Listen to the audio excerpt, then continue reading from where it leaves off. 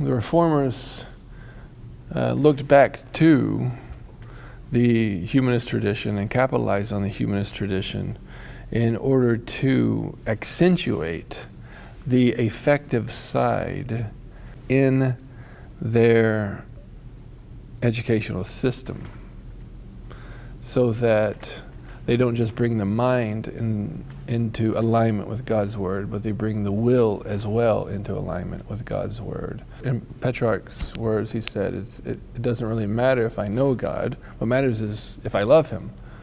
And so the Reformers are capitalizing on the humanist educational tradition in order to bring the mind and the will to a love of God.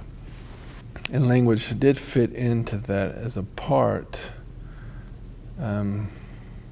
because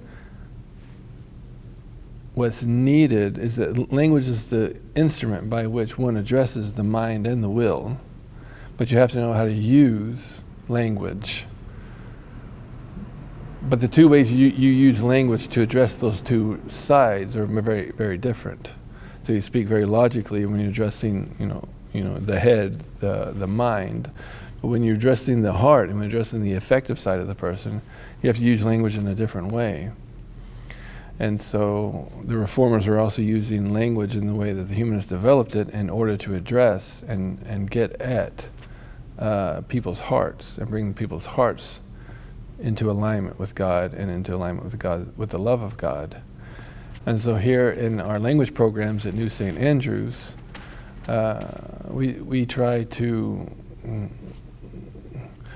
mimic that very Reformation move in not just in teaching, first of all, teaching students Latin and Greek, convinced, just like the Reformers and the humanists, there's something about these fundamental Western languages that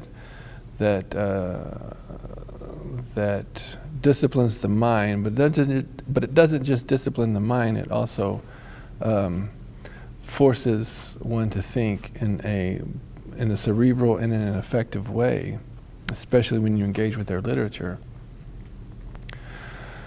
because there's something, I still say there's something special about the Greeks and the Romans, because there's something special in the content of their whole civilization and thought, and there are certain assumptions and presuppositions that they acted upon, certain universal principles that they acted upon, not just about divine things, but even they address certain presuppositions about the human psychology and the human psyche that are fundamentally right and that are fundamentally being rejected today, about what makes a person and what doesn't make a person, about what a person is. And so today we don't have a literature, really, we don't really have a body of literature as self-contained and as consistent as Latin and Greek literature that addresses human psychology on the basis of the same universal fundamental truths that in the same way, to the same extent and with the same success as Greek and Latin literature did.